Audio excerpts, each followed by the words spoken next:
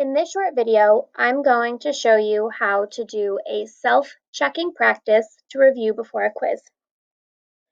This would be the landing page that the students would come to. It would have one example problem on the page for whatever topic you're studying. So this is two-step equations, and 3 links. The links would say, I forget how to do this, take me back, I want some practice, or I'm ready for the quiz. Take Me Back to the Lesson would go back to a page where you embed a video of you explaining how to do two-step equations. They can see an example done out for reference, and then they can click back on I'm ready to go to the practice. The practice page would look like this. Some example problems. The answer would be hidden by a drag and drop check mark.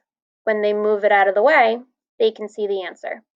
If their answer does not match the answer on the page, they would click this link to go to a quick video of you doing this problem out on paper so they could see the steps and see where they went wrong.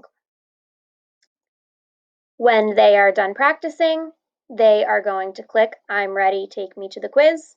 If they're lost, they can go back to the lesson, or they can join a meeting if you have office hours set up or something like that. I recommend anytime you have an interactive lesson like this, you do a quick screen share, just like I'm doing right now, to show the kids how the page works and link it to a little tech help box so that they can problem solve for themselves if they don't understand the page. This link is going to go to a Google form.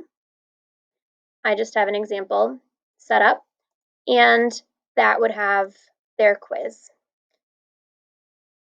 This is a quick way to do some self-guided check before students take a quiz on whatever your content is.